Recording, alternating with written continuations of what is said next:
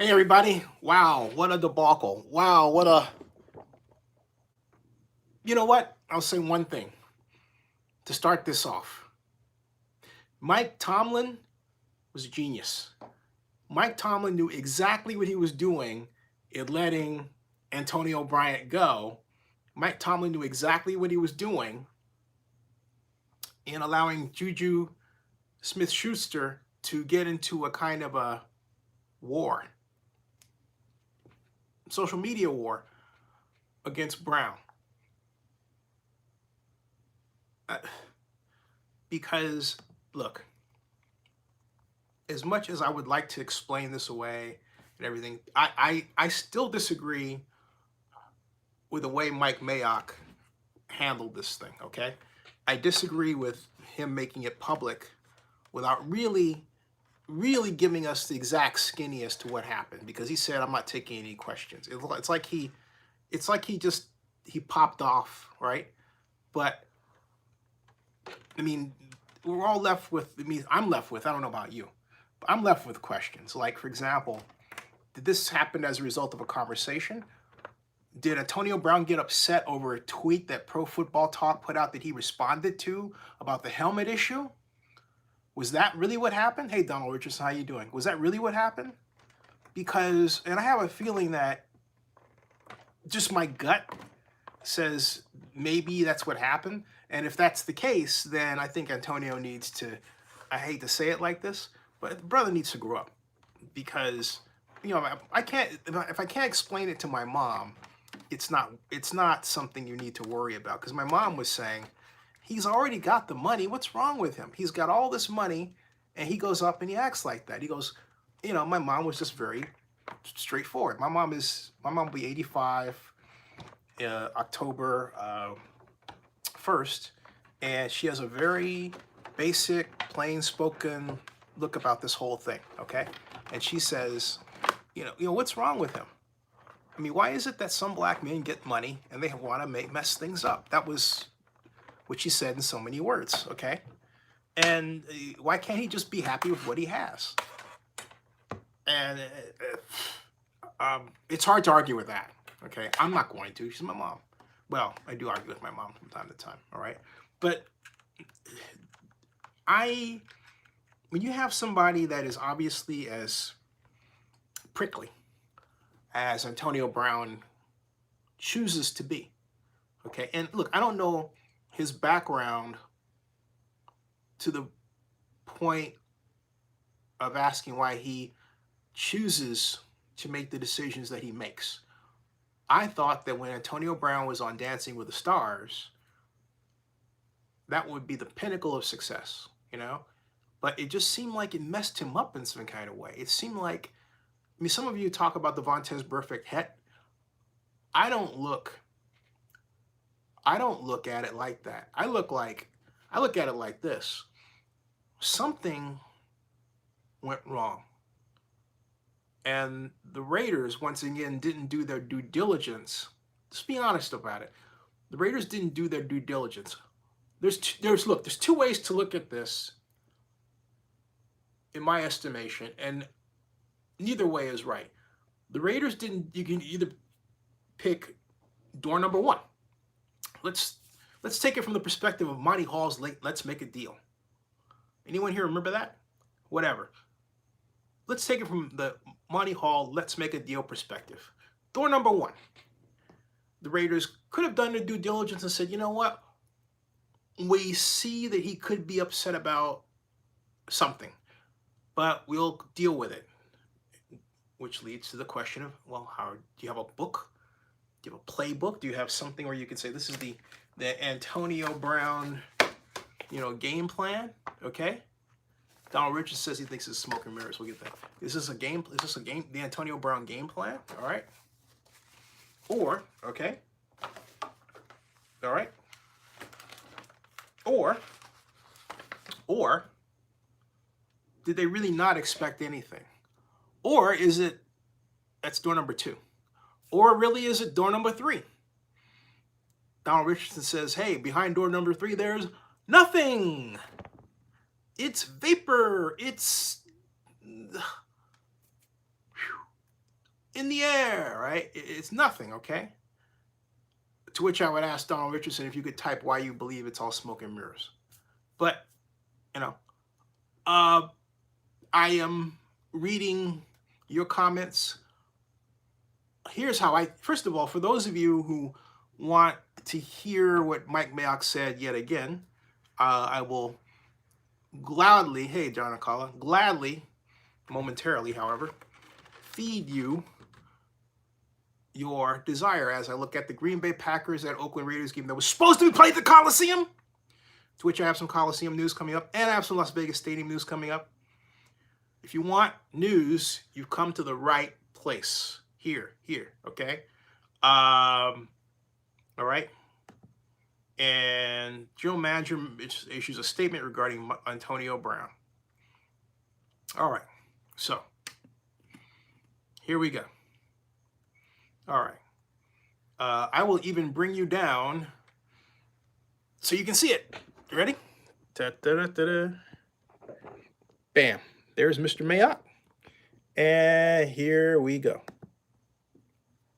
You all know that AB is not here today, right? So here's the bottom line. He's upset about the helmet issue. We have supported that. We appreciate that. Okay, but at this point, we've pretty much exhausted all avenues of relief. So from our perspective, it's time for him to be all in or all out. Okay? So we're hoping he's back soon. We got 89 guys busting their tails. We are really excited about where this franchise is going, and we hope AB is going to be a big part of it starting week 1 against Denver. End of story. No question. Now look at this, folks. I want you to see something. You all know that AB is not here today, right? We'll stop that right here. Look at this whole AB thing is causing Mike Mayock to age. Mike Mayock has aged 5 years and a few months. Look at that. That dude, okay? All right. That dude is something up with that dude, all right? Now, there it is, okay? Now, here's why I don't think it's a smoke issue, smoke screen, okay? And it has to do with these tweets that some of you may have seen. All right, and what he responded to, which I thought, you know, why do you do this? Okay. And so let's see here. Let's go top AB from him. Right here.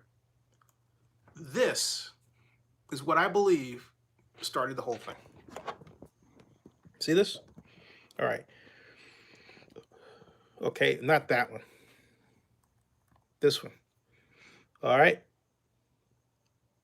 Now, he wrote this. Okay? He wrote that. He wrote that on Friday. All right? And then Football says, NFL apparently says no blanking loophole. Now, if you click on this, what does it mean? All right? He refers to him. Okay?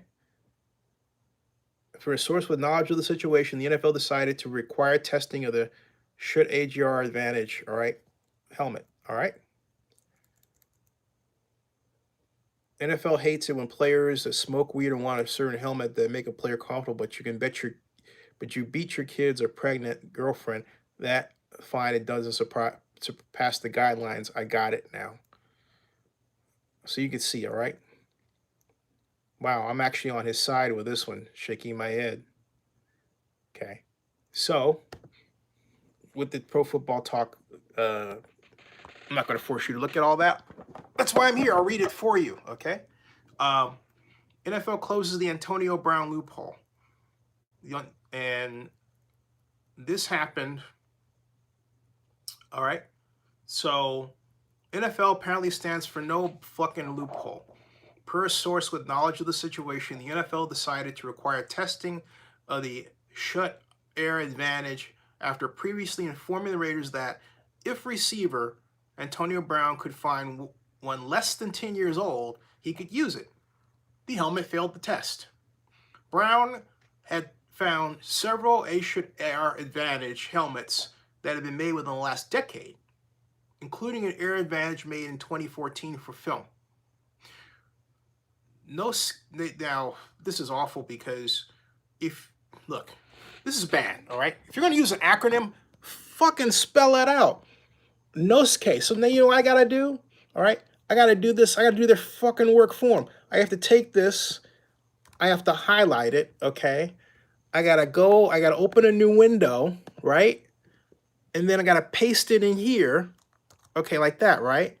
And then I got to hope that I get an immediate, and I do. National Operating Committee on the Standards for Athletic. And even then, it's so long that Google can't even pick it up, all right? So you know what I got to do? I got to click on this. It's ridiculous. The National Operating Committee on Standards for Athletic Equipment. Now, Pro Football Talk is so, look, I'm not going to get after them because I get it. Sometimes, but look, if you're using an acronym, spell it out. All right? If you're going to write that much and use the acronym, spell it out. But whatever, that's beside the point. That's minor. I'm going to compartmentalize that and say, okay, I'm done with that. Next, moving along. The body that does those things about evaluating helmets, NOCSE. Let's call them NOCSE, because that's sexy. NOCSE, yeah, that's what it is. NOCSAE. NOCSE is sexy. Certified one specific helmet made in 2010 for use. But then the NFL told the Raiders that the helmet would have to be tested before it could be used. Brown's representatives recently sent the helmet for testing. Earlier today, this was Friday, Brown was informed that the helmet failed the test. The Schutt Air Advantage was not among 11 models that became prohibited this year. Brown wasn't able to use the helmet he's worn his entire NFL career because it's more than 10 years old. And NOCSE will not certify any helmet that is more than 10 years old. To summarize, the NFL wins again. That said, the source informed Pro Football Talk that we haven't heard the last of Brown on this issue. To find out what that means, refill the tub of popcorn and stay tuned. That's what they wrote, okay? That's what they wrote. Refill the tub of popcorn and stay tuned. To which Mike Mayock should not have said, you know what? You know what Mike Mayock did? You know what Mike Mayock essentially did by going ahead with that video? He said, you know what? I'll supply the popcorn for you. Ugh. I mean, so that's what he did, And so what was AB's response to what I just read to you? It was this. And it wasn't nice, okay? And it wasn't cool. And it certainly isn't the kind of language I like, because I don't use that term. Just letting you know. The only reason you're seeing that term on my channel is because it happens to be part of the news. I apologize for those of you, including myself, who hate the N-word, because I hate it. All right? That is what he wrote. And he wrote this. Super prejudice, unbelievable. Okay? That's where he's coming from. He has told you right off the bat where he's coming from. That is where he's coming from. And that's it. Okay? There's no hidden agenda or anything. We didn't have the helmet issue last year with the Steelers because it wasn't 10 years old, I guess. But now we do. And yeah, he could adjust if he wanted to, but that's a personal thing. Okay? And so now we sort of reset this, but the whole point is that rather than, which is where Mike Mayock made a mistake. And I know some of you think, yeah, okay, he was right to make the statement that he did, but I personally think he was completely wrong. And the reason why is, you ever heard the saying you don't poke the bear, right? You don't mess with a dog when they're eating. You don't upset a person when they're already pissed off. Well, this dude was already poised to go nuclear, and then you're going to make a statement like Mayock's, which basically, and it comes from a representative of the NFL, him, the general manager, him, and he basically puts up the whole, hey, you know what? I'm the massa. I said, get your butt in here, all right? And I'm saying it that way because of what Antonio Brown wrote. Now, do I agree with Antonio Brown's take? No, I don't. But on the other hand, I'm not one of the most prolific wide receivers in NFL history either who did all of that with that helmet. Now, maybe the helmet manufacturer will come back. And here's the thing. What reason I don't agree with the way Mayock handled it was because, look, we're talking about millionaires and billionaires. You mean to tell me somebody can't like really quickly fashion a special helmet for the guy that would be to his liking, fit the way he wants it, right? And all ready to go. And you say, oh, you know what? We'll make 10 of them for you. I mean, how much time does that really take? You got a few weeks. I mean, you just press the thing, design it real quick, measure his freaking head. You know, this doesn't make any sense to me. Okay? It doesn't make any sense to me. And there's no, and my point is, if you think that, I'll get to your comments in a second. Okay. First, Adrian Sanchez says, yeah, he had the right. Brown acting like a child. Donald Richards says he thinks it's smoke and mirrors, as I said before. John Carl, hello again. Richardson repeats, he goes, I find it amazing that he's always there to walk out. I believe he is going off site for footwork rehabilitation. Could be. But my whole point is, what's the sense in covering that up? So, you know, John Akala says the Packers/Raiders game, I think, shouldn't be played in Canada. I agree. Since I believe field is not NFL standards because there's more room in the end zone and field is wider, they're going to adjust it. They're going to adjust it. That Dad says, Mayock had the right, but I wish he kept it in-house and called AB to get it together. That's all I'm saying, okay? Donis says true about the whole, you know, reaction, the N-word thing, right? Joseph Amenderez says, I believe the NFL was going to automatically say the helmets weren't going to pass inspection, possibly because it would set a precedent. Reno Raider says he's becoming a distraction. Well, Reno Raider, he was always a distraction. I think what you mean to say is he's becoming a negative distraction. But here's my take. It's not so much that he's a negative distraction. The Raiders are making him. They are making him a negative distraction. So here comes Mayock basically serving up popcorn for all of us to eat. Hungry. You know, I mean, it's ridiculous.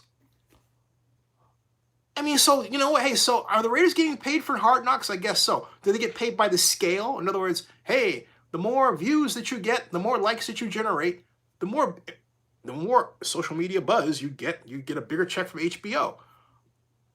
If that's the case, if that's really the case, I'm gonna dig to find out if that is. Or do they get a flat fee? How does that work? Because if any part of the Raiders' compensation is tied to social media activity, then this is a game. I think it's a stupid game. Do you think we would cut him? The question isn't what I would think. The question is, do I think cutting him is a stupid idea? Yeah, I'm saying it right now.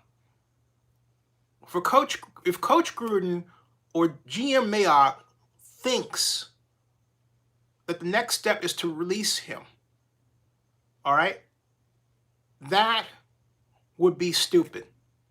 It would be an ugly stain on the organization. And the reason it would be an ugly stain on the organization is for two reasons. First of all, Mike, you put it out there.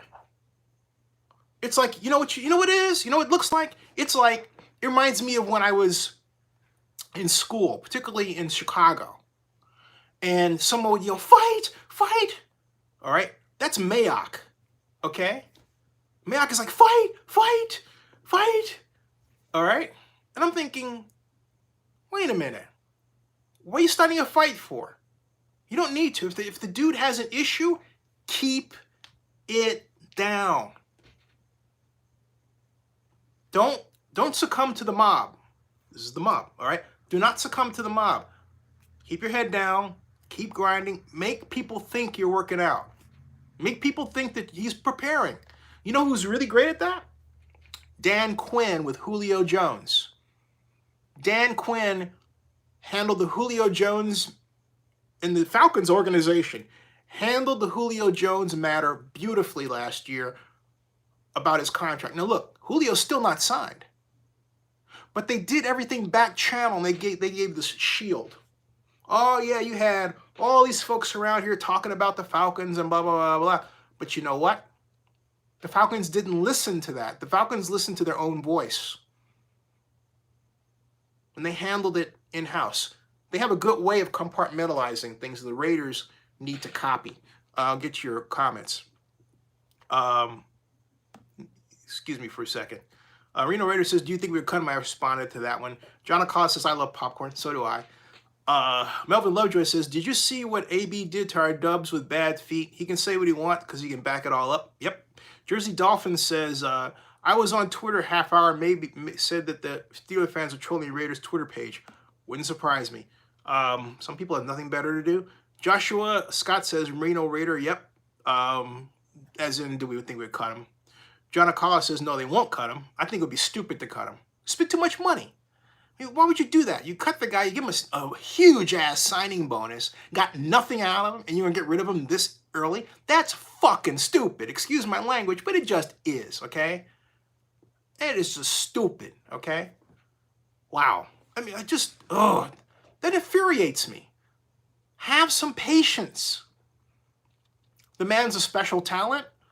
The Raiders went after him because he's a special talent. We all knew what you were getting. But to open that up, right? And then put it out there, and then have Mayock go on do a thing, and like, all right, and issue his statement. So here's the bottom line. He's upset about the helmet issue.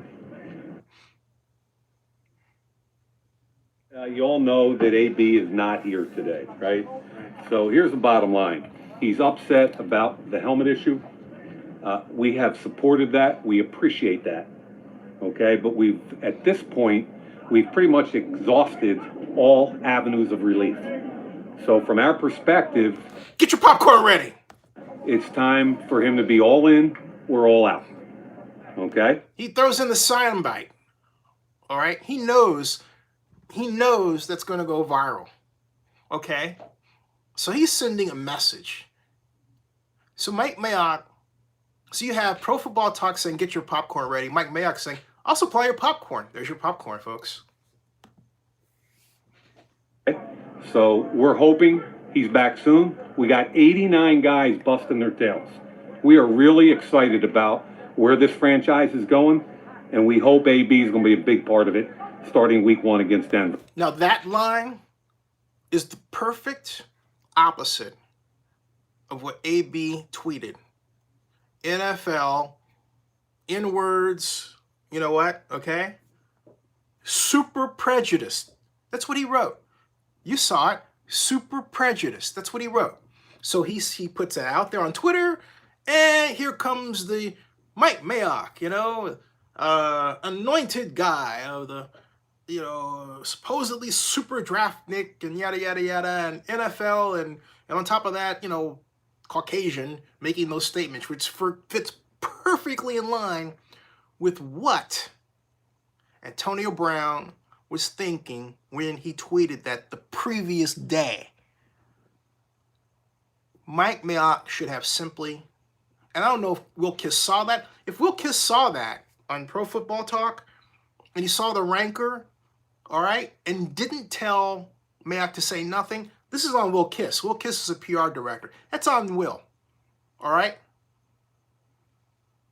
If it was Gruden telling Mayock to do that, that's on Mayock. That's bad. I'm sorry, you don't handle problems like that. When someone drops gasoline in your house, you don't come over and strike a match. I repeat, when someone drops gasoline in your house, you don't come over and strike a match. one more time. When someone drops gasoline in your doggone house, you don't come over and strike a match. That's what Mike Mayock did. I know some of you don't agree with me. That's why I love this country. But ultimately, this is already haunting the Raiders. This is gonna haunt them. Joshua Scott says, what you mean? What do I mean about what? Donus says, maybe Mark Davis can use the Vegas money to fix AB problem.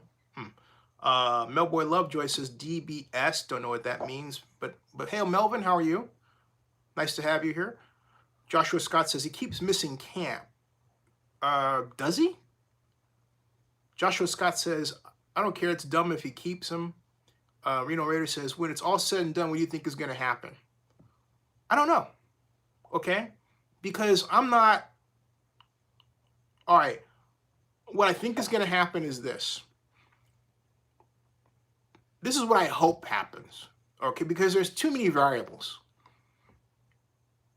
Given Antonio Brown's nature. Okay? So, first of all, he's not going to retire. He's already said he's not going to retire. He's not going to retire. All right? But what I believe will happen is that either the helmet organization, I believe the helmet organization will step forward with a special helmet for Antonio Brown. Okay? That's what I believe will happen. And I believe that special helmet, we will reinvigorate him. And it will be the ultimate, obviously, the ultimate benefit to both he and the Raiders. Because if it's an issue of an old helmet, then why not just have someone come along and take the best parts of that old helmet, right? And then fashion it into a new one. And I don't understand, and I think it's worth calling the helmet manufacturer to ask them, and I will. I don't understand why that hasn't been done. But who's to say that's not being done? It's a perfect thing, a perfect scenario for the helmet company. So that's what I think will happen. I don't think he's just going to give in. No, what I believe is that because it's an equipment issue, he will get the equipment that he seeks. It will happen as a compromise, but it'll be an equipment compromise in terms of design. That's what I believe. Okay. There are a number of different possibilities. The real question is not what my prediction is, right? The question is what could possibly happen. All right. So let's take him along down the line. Maybe, all right, he's got a signing bonus, right? So maybe he gets mad at Mayock because we still have that hanging out in the air. He hasn't responded to what Mayock has said. Okay? So maybe he gets mad at Mayock and the Raiders for doing that. That's what bothers me most. The possibility that he may react negatively to that. That's what bothers me the most. So if I'm Mayock now, I'm working the phones, I'm trying to talk with him, I'm saying, hey, you know what? Let's talk about this. Maybe we can help in some other kind of way. We're still with you, but we have to figure out a resolution to this problem. I'm not leaving it to a YouTube video that I put out, because they put that out as YouTube video. That's where I saw it. It popped up in my phone. So that's modern media, okay? And I immediately made my own response earlier. So I'll go back to reading your comments. So that, I hope Reno Radar, that answers your question for now. Joseph Armendura says, earlier had mentioned, why can't the Schutt company make a new helmet with NFL specs, the same sightlines? I was just thinking that. Great minds think alike. Seems like a great marketing opportunity. Ta-da! So Joseph, you're probably back there saying, that's what I was saying. Gotcha. John Akala says, the only way he doesn't play for the Raiders this year is if he retires, and he always says he's not. Joshua Scott says he's not going to retire. Hope he plays week 1. Jersey Dolphins says, why did John Gruden let Mike say that? And that is a great question. Because in a sense, it undermines the message, the positive message that Mike had just put out, right? So here you have Mayock saying this, providing us the popcorn, and Gruden, I would think if I were Gruden and I made that, I'm thinking, don't, what? Okay? What did you do that for, dude? If that's the case, as opposed to, a good cop, bad cop thing, if it's the case that Mayock went out on his own and made that statement without Gruden's blessing, that shows you the Raiders really do have an organizational problem with respect to dealing with the Antonio Brown issue, and they're screwing it up. All right? Let's hope that's not the case. But that scenario, the possibility that Mayock was just being a free agent without Gruden, that possibility is out there. Okay?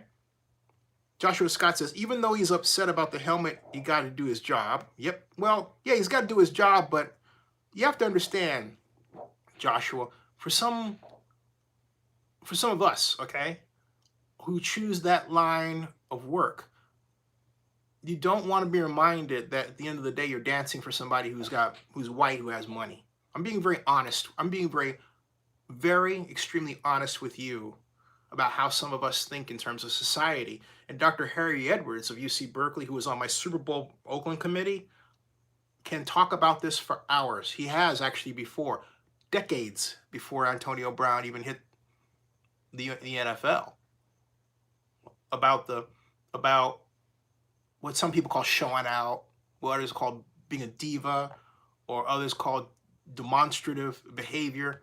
But it's all about wanting to feel like you have some control over your life, whatever you can grab. Now, somebody else would say, like some of those of us who don't have his money, how much money does he need? How much? And that's the magic question, okay? And that's up to the individual. Again, I thought that when Antonio Brown was on Dancing with the Stars, he had hit the pinnacle of success. That's how I looked at it. I thought, you know what? He's cool, man. He did well at dance. He's a popular figure, known to people outside football, loved. And so he could coast. But instead, to me, it seemed like his issues just got worse. It's like the more he was fed, the worse it got. Does that make sense? So anyway, Don Richardson writes, do you know what else I was thinking? Maybe Mike Mayock and AB are on the same page and Mike has to put on a front of control. Could be. I think that could be. Oak Raider News 365 One Nation writes, Drew pretty much confirmed that Antonio Brown is disappointed because helmet. Drew mentioned Raiders shouldn't be worried about AB not being here today, and can't. Pretty much he's saying he will be there week 1. Joshua Scott says AB is definitely playing week 1. Joseph Armendura says yes, exactly what I was thinking. I was like, go back to my original question. And Joseph then follows up, if this is the thing. This is what Joseph Armendura is writing. I think the way the Raiders team seems to be on the right track, it would be great to have AB. I think moving forward, there's going to be a very improved team regardless of AB plays. Yeah, I agree with you to a degree. I am quite concerned. I'm quite concerned about the susceptibility of the kind of offense they're choosing to play to what I call the defense of the 70s. And the reason why you would say, well, why are you mentioning the defense of the 70s? Because the New England Patriots made the defense of the 70s in vogue again when they used it against the LA Rams in this year's Super Bowl. That's why. And it just so happens to be the perfect antidote. Now, we would say, what do I mean? I mean, the defense that I've always learned. The defense that I learned way back when I was a teenager. The defense that was presented to me by Ernie Stautner. He was the defensive coordinator of the Dallas Cowboys, and I was invited at the age of 17 years old to visit the Cowboys offenses and watch film about the Dallas defense when they were at 6116 North Central Expressway on the 16th floor. So my point is that those defenses had the linebackers up close. You notice that starting after the passing rules were liberated, and then as we approached the 21st century, they started backing linebackers up and they're occasionally replacing them with defensive backs. The whole idea of controlling the edge This is why I thought this was really silly. Oh, the defensive end can set the edge. You really set the edge with two people. You set it with your defensive end and your linebacker. That's how it was always done. Why? Because you were dealing with veer offenses. Veer is a type of running play. Wishbones. All right, triple options. You needed the linebacker up front. So now what do we have? We have the read option. There was no logical reason to have the linebacker back because you weren't seeing, I mean, if you wanted to stop the slant, everybody knows you chuck the receiver up close, right? The press coverage, and then you can zone blitz and bring the defensive tackle into that lane, or you can have there's a limited number of combinations of zone blitzes where you can actually clog the hook zone, as it's called, right? I'm not getting off track. But my point is that bringing that defense back in the regular season, I guarantee you the Raiders are going to see it at some point. They'll either see it with the Broncos or they'll see it with the Chargers, but they will see it. And the only answer that Gruden has rests in the 1998 version of his same playbook, which is based on the Bill Walsh offense, which was, guess what it was designed to do? It was designed to attack the 3-4. It was designed to attack linebackers. Okay? It was designed to make linebackers do things they didn't want to do, like covering backside of the backfield. If you start using the 70s defense, you need to go back to that. I mean, the offense, and see, this is going to be the test of their ability to adjust. If they don't adjust, they're screwed. All right? So again, yeah, the scheme looks great preseason, but I'm thinking, you know what? When we start firing, as they say, live bullets, what happens then? Oh, this is going to be so fun to watch. One thing I'll tell you, Josh Jacobs will get his 1,000 yards. Definitely. Okay? Definitely. Definitely. Okay? But that's starting at that. But it's their ability to adjust that always concerns me.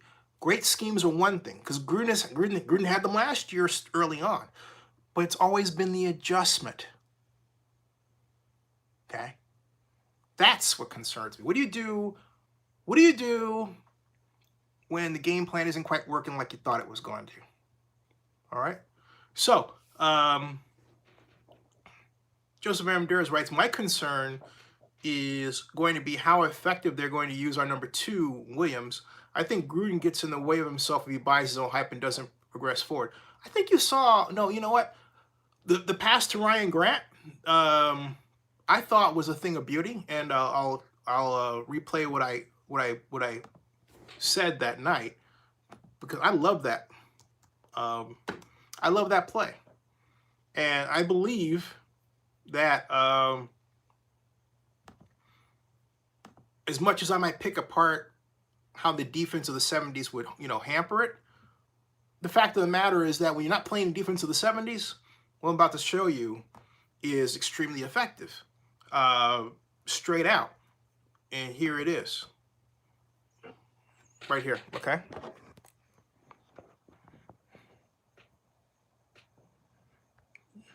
Or if you didn't see that, you want to see the full.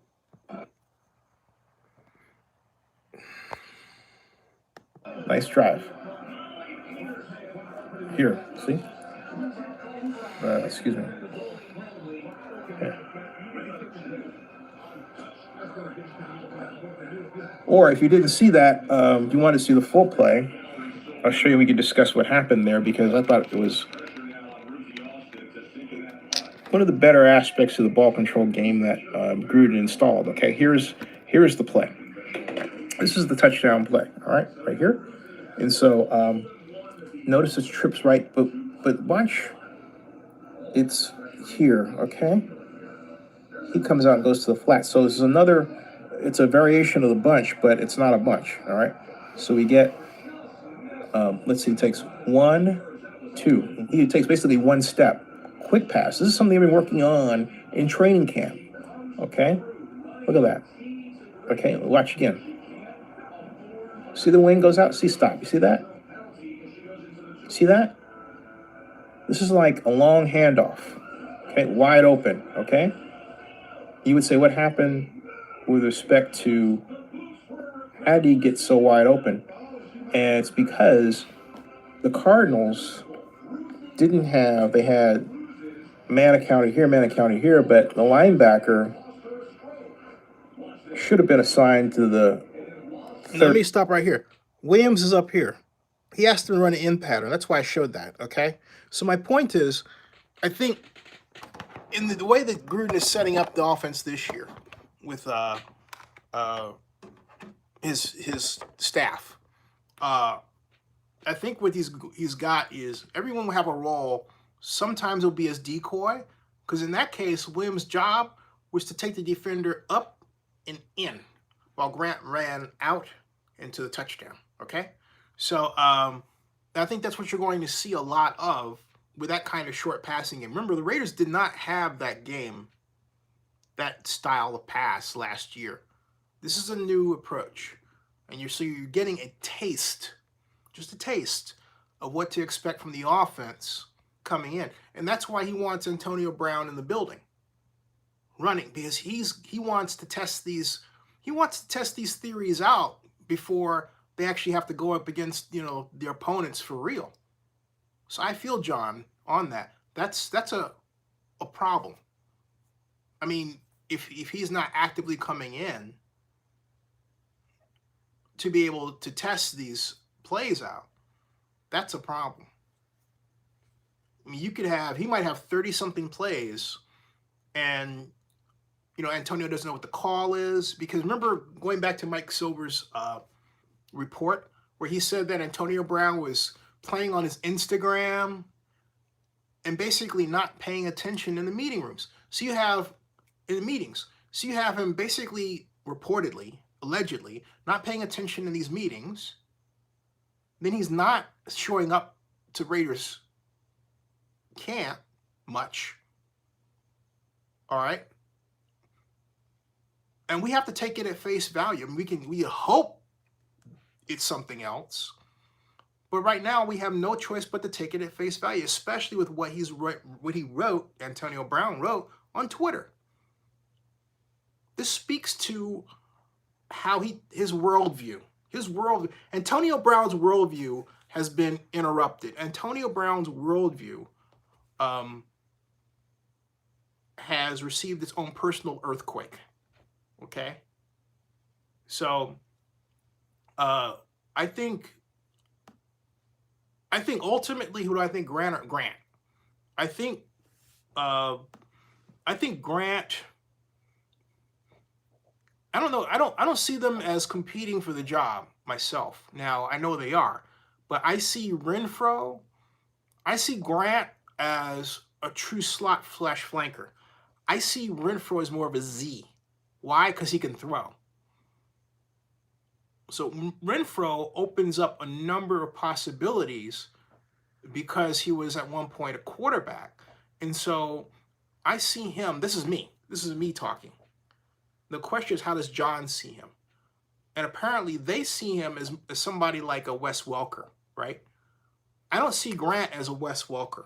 So I think that if you're going to bring in Renfro, and you're thinking about a person who can run a seam pattern, who can read a defense and run crossing patterns, who can line up at split in and run what some people call the channel route. The channel route comes from the Walsh offense playbook. Some people will call it the channel route, but basically you go up, you run a stem, and you either break outside or in.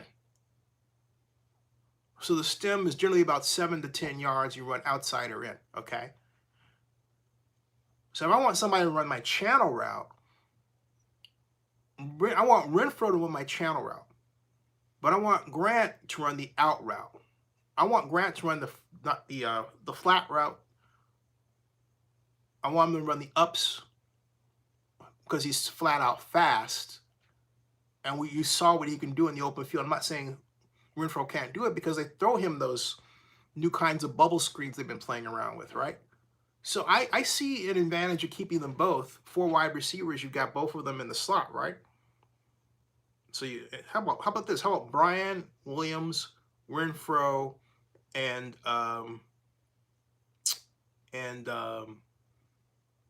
yeah, and Grant.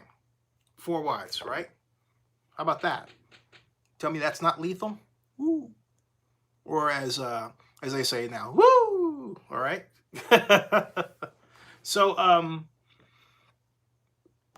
well, so who do I? So I hope that answered your question, John Acala. That's what I think. Now, as far as what's happening with Las Vegas Stadium, folks, they still have to work on the roof. Okay. All this noise about the truss span being fine, yeah, whatever. But they still have the slats that have to be installed on the roof. They still have a number of welds that have to be done on the roof. There's still huge sections of the roof that aren't finished. Okay. So don't think that because they got the trusses done, ostensibly, and all this drama's behind them, ostensibly, that it's all, that they're done. No, they're not done. They ain't not done at all, man. If you look at that building and you see holes, I look at it and it's kind of like looking at this painting that you're trying to make a Mona Lisa, but you literally put these holes in her teeth. Just saying. John Acala asked, does Renfro have the same similarities as Jordy Nelson? I don't think of him as, it's hard for me to think of him as Jordy Nelson. I come away with Wes Welker just sticks out in my mind. You know, he really does. It's this something about Renfro. When I think of Renfro, I think of Wes Welker or Julian Edelman. I think of those two guys. Yeah, I think of those two guys. All right. So you tell me, there's 31 of you here. What do you think? Let me do it another way. How do you want to see this resolved? And I'll read your comments as they come in. How do you want to see this resolved? What do you want to see happen? Good or bad? Let me know. You want to fish? Are you ready to cut? Are you ready to just say you wasted a signing bonus? All right. Andrew Brandt says he's all out with me. I was on Twitter.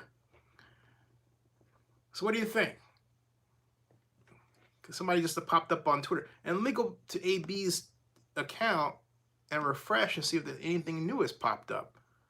No. Nothing. Major NFL. Wow. I forgot to see what the reaction was that. Keep AB at all costs. I like that. You know what that sounds like? It sounds like that sounds like the Commodore of Starfleet telling Captain James T. Kirk, telling Commodore Wesley in the Star Trek episode The Ultimate Computer, use all defense measures necessary to destroy the Enterprise. Sorry. Anyway, I'm a trucker. What do you expect, okay? At any rate, Joseph Mandura says, shut making a new helmet, which I hope is the thing. Chris Valdez says, he can't go anywhere. His legacy is in the balance, talking about Antonio. Keep him, fine him, all done behind closed doors. I agree with the keeping him. I don't agree with fining him. That's just ugly. Fining him for what, I don't agree with that. Omega Supreme says, we've had enough of prima donna players and receivers. Hang on to him for his talent, but bench him if he doesn't step up to perform. Okay. Anybody else? And Omega Supreme, here's my take on that, okay? The Raiders got him knowing he was a prima donna. Well, they expect him to walk in the door, and all of a sudden it's like, oh, it's going to be okay, and he's going to be like, buttoned up and suited and, and perfect and all this. Is that what they expected? If they did, they're fools. I'm just saying, man. But I see your point. I asked, I see your point. Anybody else? Rich Eisen had this interesting take. He said, how did Rich put it? Rich Eisen said, it appears Mike Mayock has no problem playing the heavy while Gruden throws rose petals at macerated feet.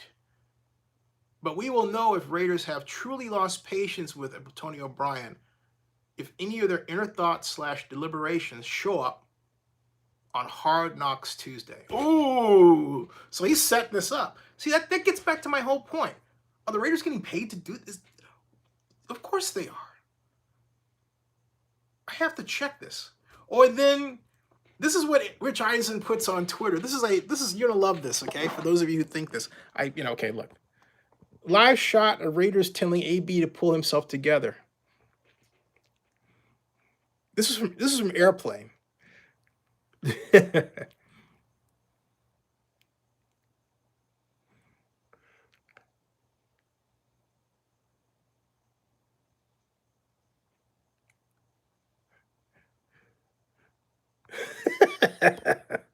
That's a famous scene. That's pretty funny.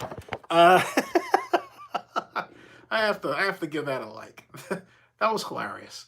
Okay, what's the latest? Okay. Pro Football Talk. This is what Pro Football Talk wrote. Antonio Brown has every right to be upset about the helmet situation. At best, look, this is what, okay? If you want to have some view of what may be going on in the head of Antonio Brown, let me present this to you. Antonio Brown has every right to be upset about the helmet situation. At best, the communication between the NFL, the Raiders, and Browns camp has been horrendous. At worst, the league is deliberately sticking it to him. All right? That's what 6 hours ago. So, if Antonio Brown believes that, you may not see him. All right? Especially after Mike Mayock's blast. And that's why I thought what Mike Mayock was so stupid. I'm sorry. I just do not agree with handling problems like that. Do it in-house, behind the scenes. Again, kudos to the Falcons. If Antonio Brown were an Atlanta Falcon, the Falcons would not have handled it this way. Shame on the Raiders. You would not see Falcons general manager Thomas Dimitroff making some sort of, it's all in or all out statement to the media. Okay? Rob Iman, hey Rob, how you doing? Rob Iman thinks that Antonio Brown will be cut. If that's the case, Rob Iman, don't you think that's stupid though? I'm not saying I disagree with you, but don't you think that if the Raiders cut him, that's stupid? Considering how much money they paid for him? I think so. Shut helmet to the rescue, okay? All right? Do you think, however, for $30 million, free $30 million, exactly, a free $30 million. Let's review, okay? Antonio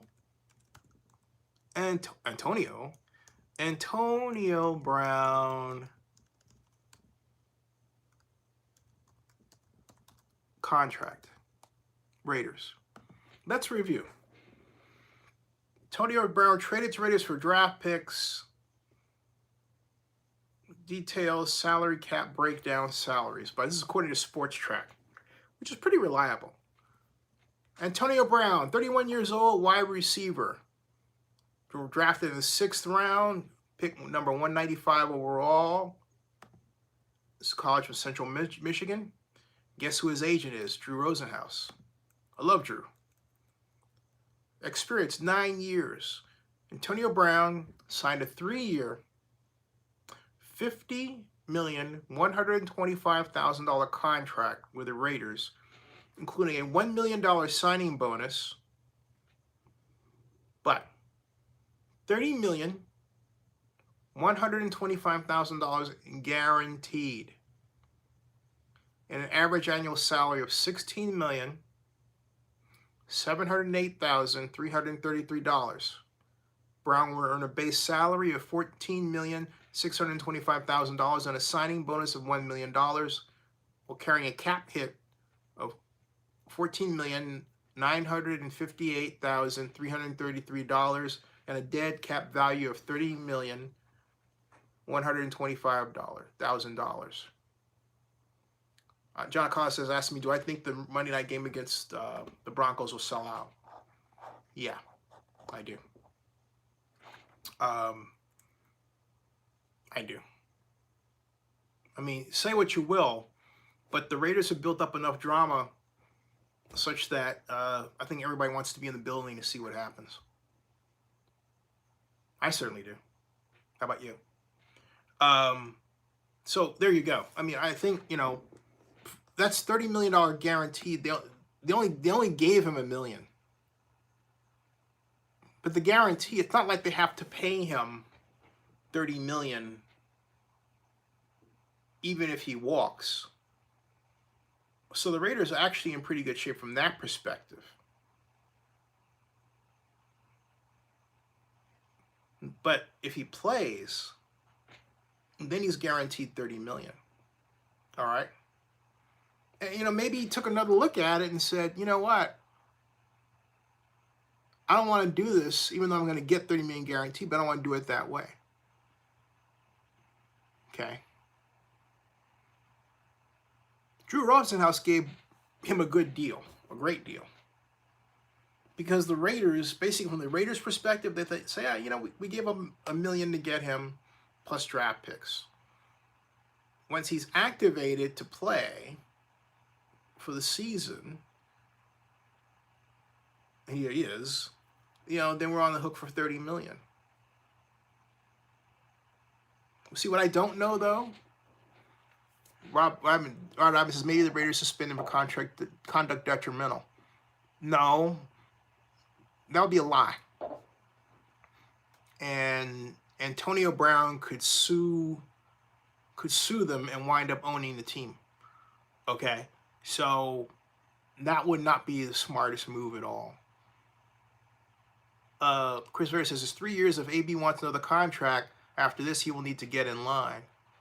Maybe. Okay. If he works it out with it, if the helmet company, okay, look, because let's think of the worst case scenario. Let's say the Raiders, for some stupid reason, undoubtedly tied to ego, do cut him. Yeah, Chris, you're right. There are only so many bridges. You know, Chris is right. There are only so many bridges you can burn. Okay? But what I look at is the nature of the bridge. And this is what I'm talking about. I said this before. Mel Motonio.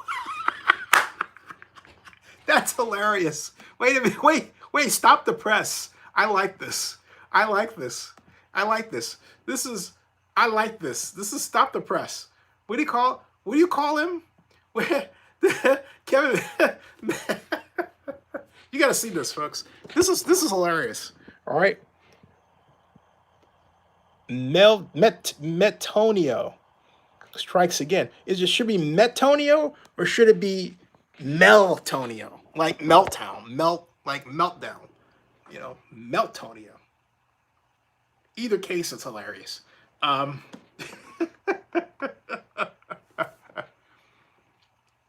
What would Jerry Rice say? I wonder if Jerry Rice has weighed in on this, you know? Because I wonder what Ray Chester would say. Jeez. And the thing about it is that I wonder if this is a ruse for him to get back to the Steelers, you think? You know? Oh, mea culpa, you know, but you know what? No. Here's why. He's made all these videos about what Ben said and how he badly was treated. And folks, he's put out those videos within the last month, okay? So the question is, would the Steelers want him back under those circumstances? And the answer would be no. So no. No. Not at all. But I'm telling you something, you know, not at all. Okay?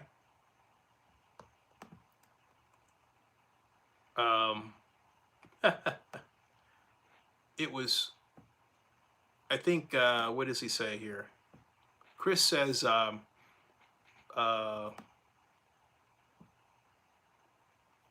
And Chris, did you erase your statement? Because you had a note up that I was about to read, and then it disappeared just as quickly. I thought it was okay to post. I don't know if it got. Anyway, Omega says I'm slow, but I got a Kevin's metonium. Got it. Yeah, yeah. It's like you have to. It's one of those things that it's one of those words where you look at it and you think, oh, and then it's like, yeah. It hits you. You know, it's like one of those. What is like a mine or a depth charge, right? You kind of like walking along, poof, right? Or what is it? What is it? The delayed. What's wrong with my brain tonight? The delayed detonation. That's it. That's it. Kevin says, "Me like me." It's funny stuff, folks. Funny stuff. All right, back to this. Let's see if there's any. I keep being on this watch to see if. That was L.A. Raiders. The helmet doesn't make the player. Charles Woodson wrote this. The helmet doesn't make the player. I understand he wants what he is comfortable with, but if you can't find it, it's time to move on. Now, I don't think Charles means move on from the Raiders. I think he means move on from that helmet issue, okay? Jacob says Vegas Stadium's coming along pretty quickly, and I'm saying, no, it's not. It's coming along. It's actually quite behind schedule. You know, it just is. So they've got, look, the roof is not done. They still have to finish the welds around the areas. They still have to finish with a truss alignment issue, okay? They've got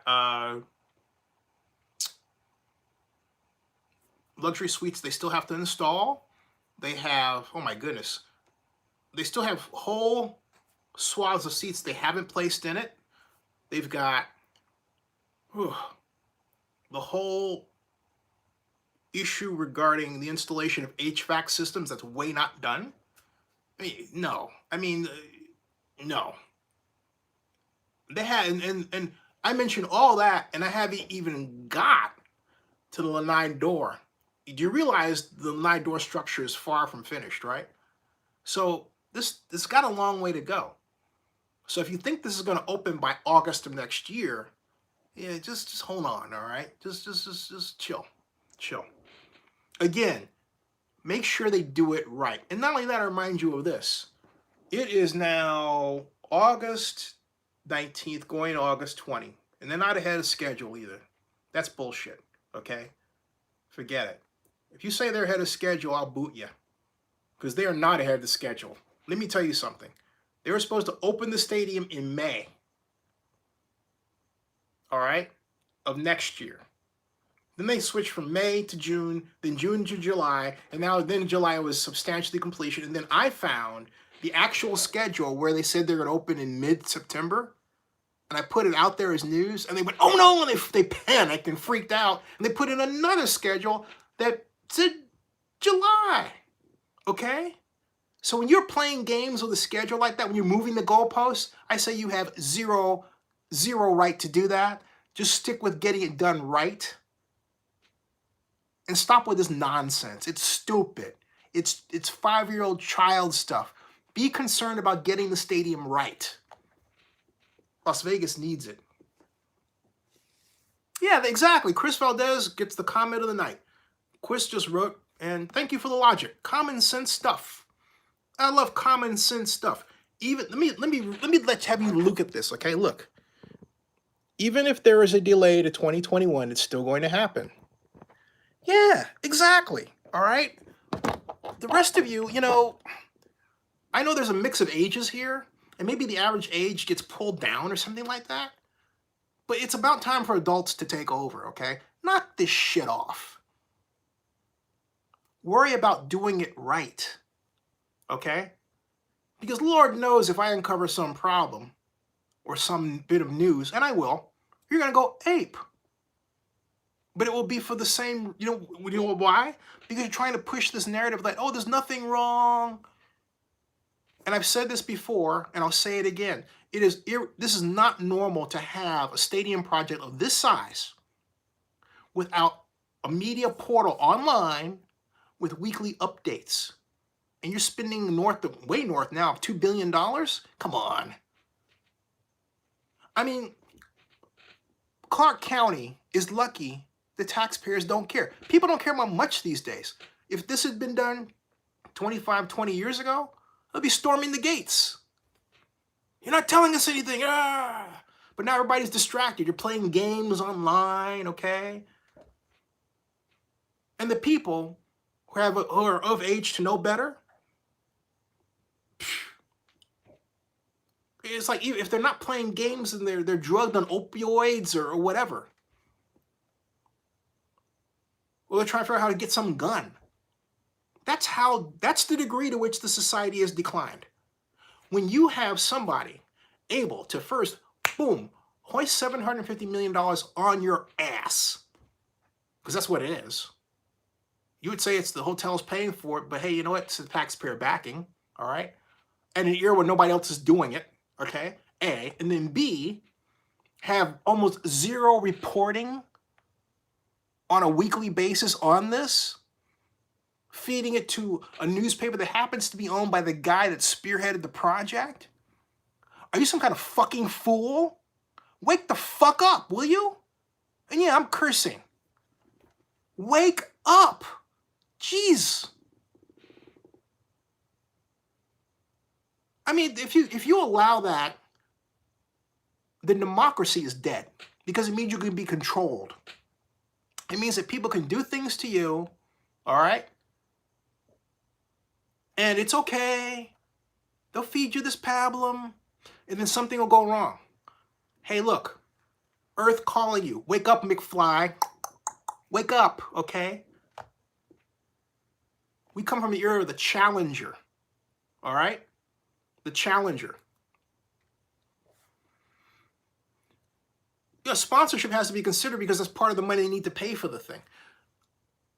A normal NFL stadium that's new, like the Falcons or the Vikings, has over $1 billion in sponsorships. The Raiders don't have a Super Bowl awarded to them. Keep in mind, they still don't. Everyone's really, really mum about it. Normally, you get a Super Bowl, you get a huge naming rights agreement. But guess what? The Raiders got a great naming rights agreement without it. That took some doing. But there's still $770 million in the hole. My point is, yeah, you did that. Next. Patrick and Blackman, how you doing? All right. I'm going to get back to your comments. I apologize, folks. And so John Akala says, I wish they would come out and say that Vegas Stadium isn't going to be ready for 2020 and stop lying to everybody, but they're too scared. Yeah, something's going on. As someone told me with a media organization in Las Vegas, there are hands involved in this that shouldn't be there. Okay? Chris Valdez says, I'm excited to get a new stadium. It's overdue, but I agree with everything you said. And I'll tell you, Chris, I've said it before. I'll say it again. If you haven't heard me say it, I'll say this. Las Vegas Stadium will be the most selfied and exciting building of its kind when it's opened. So just the journey is the reward. Enjoy it. Okay? Because Las Vegas needs it. Las Vegas is a wonderful city. Las Vegas is an indelible part of American culture that is at an economic crossroads. It needs Las Vegas Stadium. You hear what I'm saying? It needs it. I want to see Las Vegas get it. Now, those of you out there who think, I've forsaken Oakland or anything like that, I haven't. I don't like that the needs of Las Vegas happen to be pitted against Oakland, but again, we have some challenges in Oakland, as Joe Lacob said. We have some leadership challenges in Oakland. And after, so much time, look, did the Raiders tell the truth to Oakland? No. Should they have? Yes. That's what got the Raiders into court. Okay? And they're not out of the woods yet. September 9th is coming. I don't like this judge I don't trust. But if the judge knows what he's doing, which I happen to think he doesn't, and I've said that before and I'll say it again, but if the judge decides, oh yeah, I get it,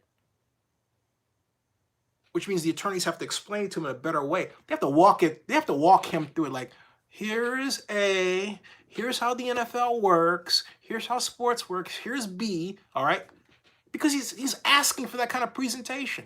You'd think he would know it. Like, hey, you know what?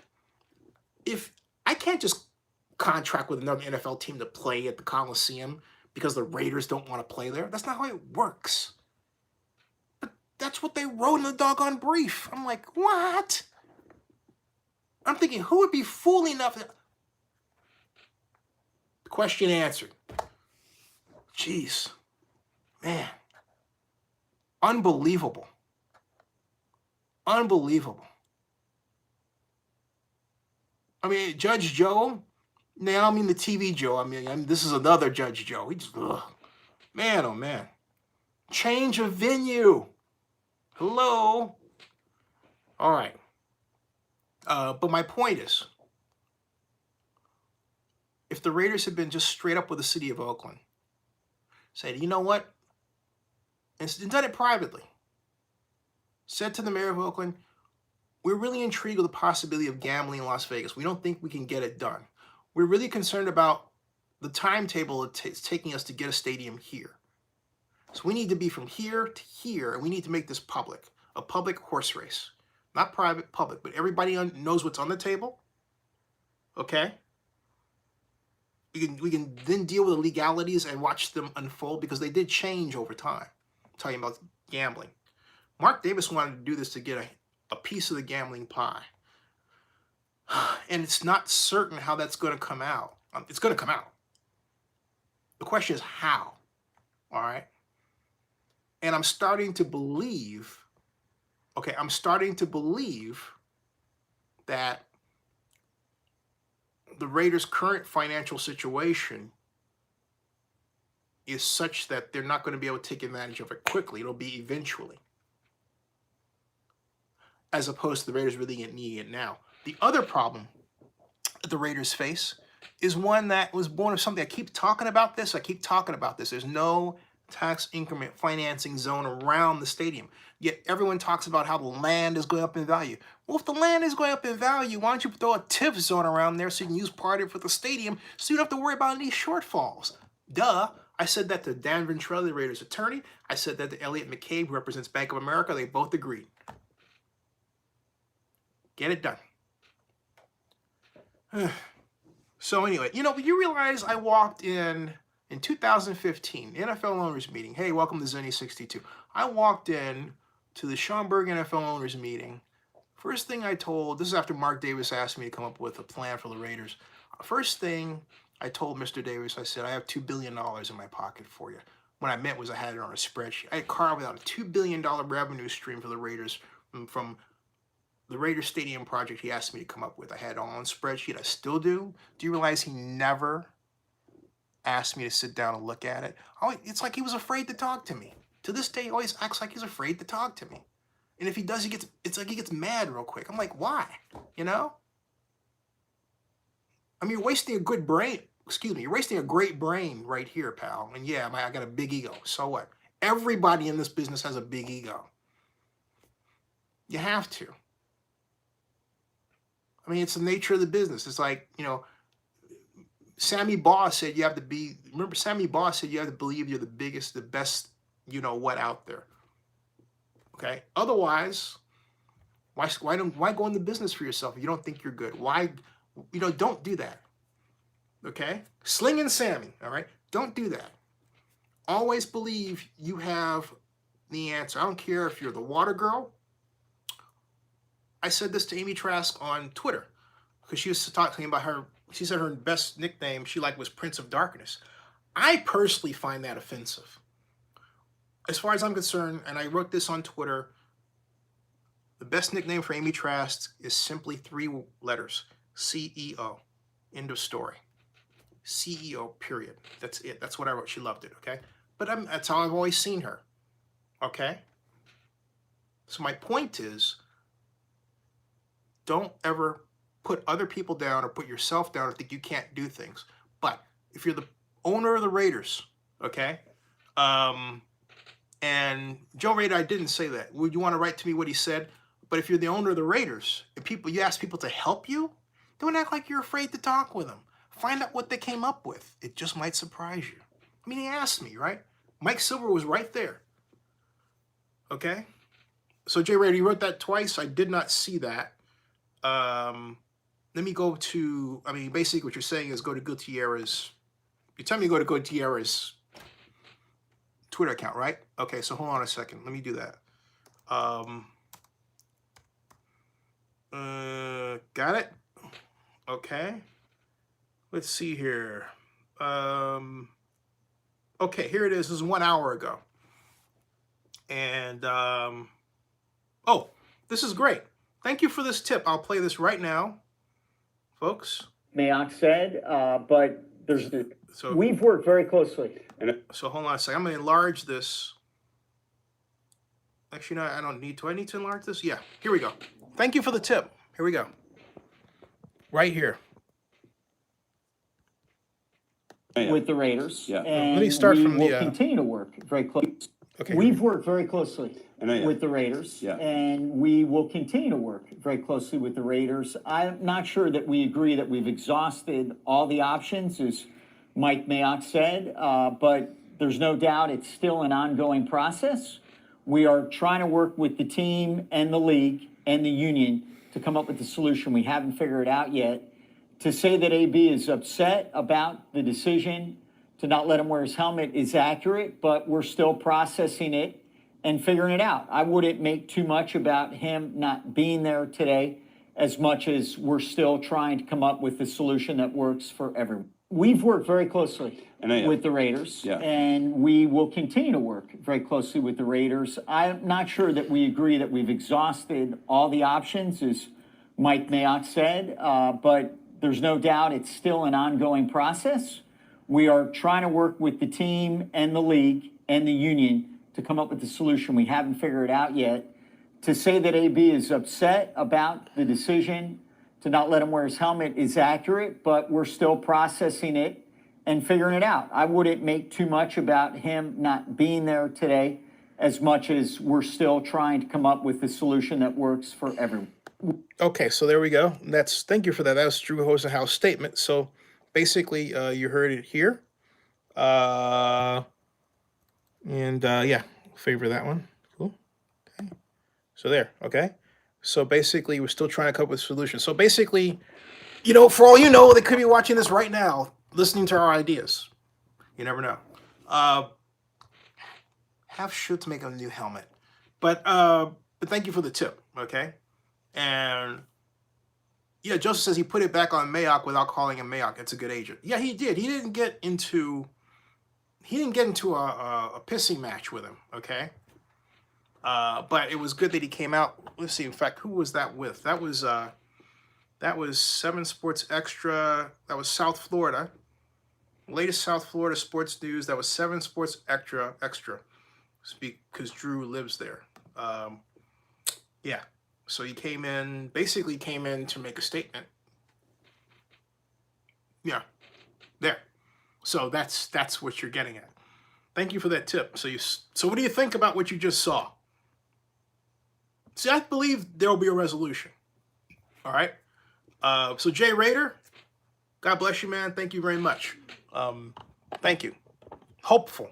Yeah, hopeful. Ditto. I'm hopeful. And again, Jay Raider, if I haven't said so before, and I believe I did, thank you very much for the tip. Thank you. And so, thoughts, everybody? There's 46 of you here. Jacob Stain says, I can see AB back for the game in Canada. Jay Raider, gotcha. And I think that this was something that could have been done without Mayock making a stink. Of course, you could look at it as this. You could say, hey, look, Mayock made that statement, but he put a line in the sand and said, let's get this done, okay, because we're getting tired. So, you know what? No, I still wouldn't have handled it that way if I were Mike. I just wouldn't. It seemed too, what's the word I'm looking for? Abrupt, right? Abrupt. It seems too abrupt.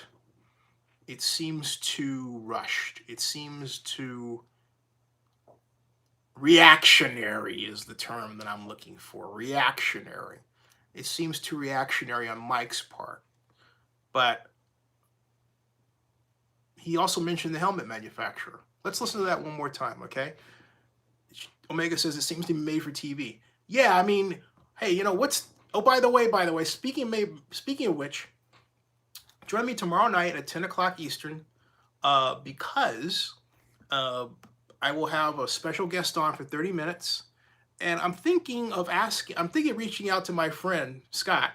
Not Scott McKibben. I'd love to get Scott on, even though he's not with the Coliseum board anymore. But this is a different Scott Cooley, and I'd love to get Scott on. Scott is a sports betting prognosticator, okay? And this whole situation seems tailor-made for his organization. He's already coming on this show tomorrow night at 10. And I can't wait, because I'm actually thinking of reaching out and asking him if he'll do a little special kind of, odds deal with Antonio Brown working this thing out. Heck, for all I know, he may have come up with something in the interim, right? Never know. But they've got odds for Diaz versus Masvidal and Nunes versus Dirami. All right, that just popped in 10 hours ago. But Scott Cooley of Cool Media PR, that's the company's name, Cool Media PR, will be my guest tomorrow night at 10 o'clock, early time, 10 o'clock Eastern. He's going to be on for 30 minutes because he's got as he called it, a hard stop. 10 o'clock Eastern, 7 o'clock Pacific. He's got a hard stop at 7:30. So join us for 30 minutes. It's going to be fun, man. And going to be a lot of fun. All right, it is now 1. Let's see here. Get back to your comments here. And I'll play the Drew thing one more time that Gutierrez posted, and I'll retweet it out of respect, and I'll play it. Okay, cool. We've worked very closely with the Raiders, Yeah. and we will continue to work very closely with the Raiders. I'm not sure that we agree that we've exhausted all the options, as Mike Mayock said, but there's no doubt it's still an ongoing process. We are trying to work with the team and the league and the union to come up with a solution. We haven't figured it out yet.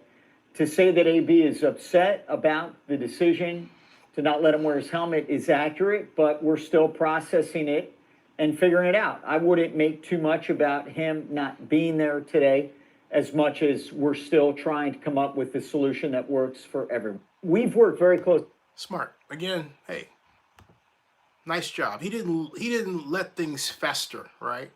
He said, I'm going to step in. Yeah, things will get resolved. He said, I'm going to step in and I'm going to straighten this out. And he did. Good for him.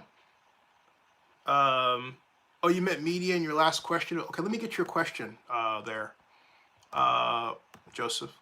And then I'm going to have to work on getting to... okay. Joseph says, oh, will some of your well-known media insiders, have you asked why can't they make him a helmet? And then it goes back to what Donald Richardson said, smoke and mirrors, could that be calculated? Joseph, I wouldn't ask a media person that question.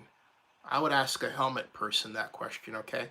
So let me see what I can find in such a short period of time, or just find out, right? But that's a question for the shot people.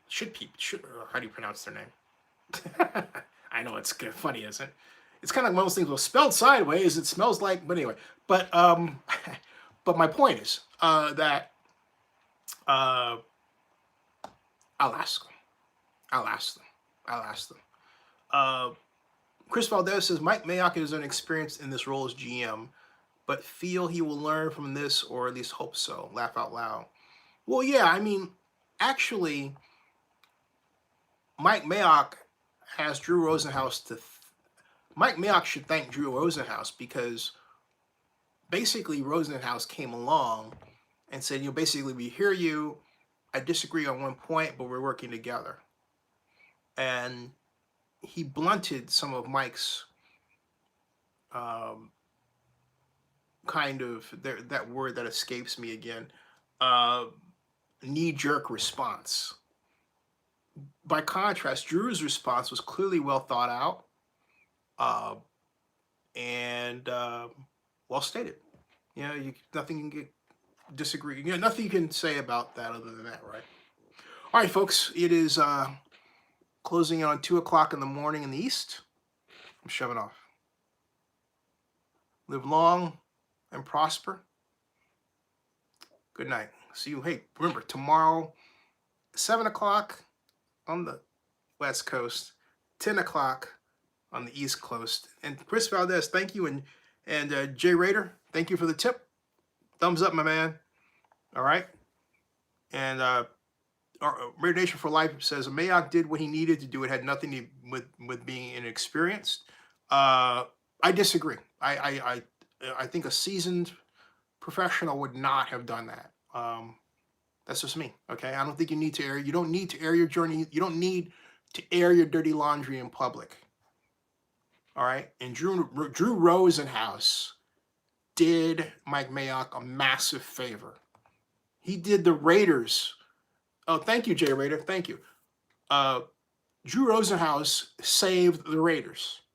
He saved the Raiders in so many kinds of ways, but it shows you why Drew Rosenhaus is such a fantastic agent, not named Lee Steinberg, okay? So, yeah, he put out the fire, as Joseph Amenderas just wrote. He put out the fire, did Drew Rosenhaus. Smart guy. Good night, everybody. I'll see ya. Thank you. Thank you.